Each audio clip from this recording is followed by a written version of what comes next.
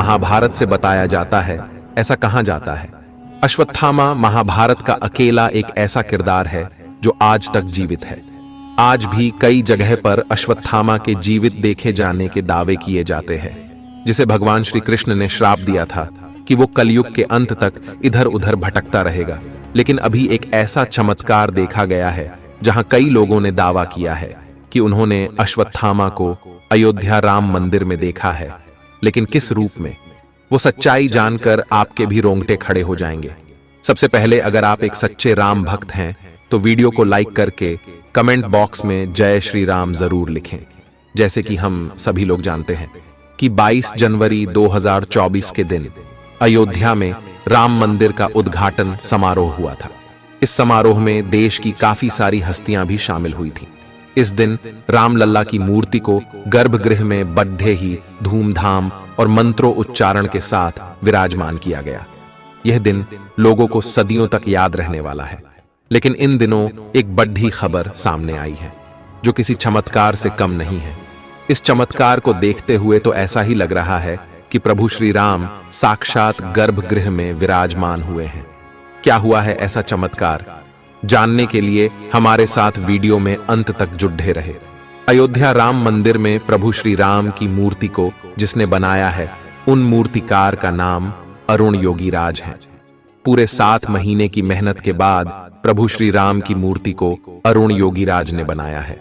इसका मतलब अरुण योगीराज पूरे 7 महीने से प्रभु श्री राम की प्रतिमा के साथ ही थे। हालांकि प्राण प्रतिष्ठा के बाद अब अरुण योगीराज अपने हाथों से बनाई हुई प्रभु श्री राम की प्रतिमा को पहचान भी नहीं पा रहे हैं। योगीराज को लगता है कि प्रतिमा में जरूर कुछ चमत्कार हुआ है। जैसे ही गर्भगृह में प्रतिमा को स्थापित किया गया, वैसे ही प्रतिमा की आभा में बदलाव हुआ और अब प्रतिमा में कुछ अलग ही तेज दिख रहा है। प्रतिमा का तेज पहले से काफी अधिक बरच गया है। योगीराज ने कहा कि वह खुद भी इस चमत्कार से हैरान है। उनका मानना है कि यह चमत्कार रामलल्ला की कृपा से ही हुआ है। प्रभु श्री राम गर्भगृह में साक्षात विराजमान हो चुके हैं। तो आप भी दोस्तों नीचे कमेंट करें कि आप अयोध्या रामलल्ला के दर्शन करने कब जा रहे हैं। लेकिन सबसे बड़ा सवाल यह है कि अश्वत्थामा आखिर किस तरह से राम मंदिर में प्रकट हुए, जानकर आपके भी होश उड़ जाएंगे। 23 जनवरी 2024 से राम मंदिर आम श्रद्धालुओं के लिए खोल दिया है। लाखों भक्तों की भीड़ जमा हो गई, भगदड़ का माहौल बन गया। लेकिन प्रभु श्री राम की कृपा ऐसी हुई कि सभी भक्तों ने रामलल्ला के बहुत अच्छी तरह से दर्शन किए। पहले दिन तकरीबन 5 से 7 लाख श्रद्धालुओं ने रामलल्ला के दर्शन किए। लेकिन 24 जनवरी को कुछ ऐसा हुआ जिसे इतिहास कभी भुला नहीं पाएगा। सौरभ नाम के दर्शनार्थी ने हमें बताया कि वह प्रातःकाल सुबह जल्दी से राम मंदिर पहुंच गए ताकि वह जल्दी से जल्दी रामलल्ला के दर्शन कर सके। लेकिन उस समय भी वहां पर काफी भीड़ मौजूद थी, तो हम भीड़ में लगातार आगे बढ़ते जा रहे थे। सौरभ ने हमें बताया सभी भक्तों के मन में बहुत उत्साह था।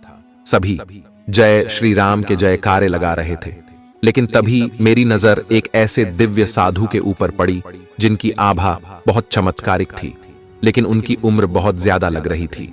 फिर भी उनके मन में जबरदस्त उत्साह था। वो श्री राम के दर्शन करना चाहते थे और जैसे तैसे लाठी के सहारे आगे बढ़ते जा रहे थे। मेरी नजर काफी समय से उनके ऊपर बनी हुई थी। उस दिन रामलल्ला के दर्शन करने के लिए हम सभी को तकरीबन 4 से 5 घंटे लग गए। हमारे साथ साथ उन दिव्य साधु महाराज ने भी रामलल्ला के बहुत अच्छी तरह से दर्शन किए। उनकी आंखों में बहुत आंसू थे। वह फूट फूट कर रो रहे थे और रामलल्ला से प्रार्थना कर रहे थे। जिसके बाद अच्छी तरह से दर्शन करके हम सभी राम मंदिर के बाहर आ गए। तो मेरी नजर अचानक से उन साधु महाराज पर पड़ी। अपनी लाठी टूट जाने की वजह से वह चढ़ाव पर गिर चुके थे। तब मैंने उन्हें संभाला, उन्हें सहारा दिया और उनसे पूछा कि आप इतनी बुजुर्ग अवस्था में भी आखिर इतना कैसे चल पाते हैं? आप कौन हैं और आपकी आयु कितनी है? लेकिन उन साधु महाराज ने जो मुझे जवाब दिया, उसे सुनकर मेरे रोंगटे खड़े हो गए, क्योंकि उनका कहना था मेरी उम्र 3000 साल से भी ज्यादा है और मैं एक श्रापित महाभारत का पात्र हूं। इतने में मेरे को दोस्तों ने मुझे आवाज लगाई तो मेरा ध्यान भटक गया और वह साधु महाराज कहीं अंतर ध्यान होगा। मैंने आसपास उन्हें बहुत ढूंढा, लेकिन वह मुझे कहीं दिखाई नहीं दिए। ये मेरी जिंदगी का सबसे बड़ा चमत्कार था। लेकिन सवाल एक ही था, आखिर वह दिव्या साधु कौन थे? तब रिसर्च करने पर सौरभ को पता चला कि महाभारत में एक ही ऐसा पत्र था जो श्रापित था, जिसे अमृतत्व का वरदान प्राप्त था, और यह श्राप उसे साक्षात भगवान श्री कृष्ण ने दिया था, और उसका नाम था अश्वत्थामा। ऐसा कहते हैं अश्वत्थामा कलयुग के अंत तक जीवित रहेंगे। तो क्या उस समय साक्षात अश्वत्थामा राम मंदिर में राम लल्ला के दर्शन करने के लिए आए थे? इस सवाल ने सभी को आश्चर्य में डाल दिया। लेकिन क्या आप जानते हैं भगवान श्री कृष्ण में अश्वत्थामा को श्राप क्यों दिया था? महाभारत के युद्ध की समाप्ति के बाद अश्वत्थामा ने पांडवों के पुत्रों का छल से वध किया था। पुत्र शोक में जब पांडवों ने श्री कृष्ण के साथ अश्वत्थामा का पीछा किया तो वे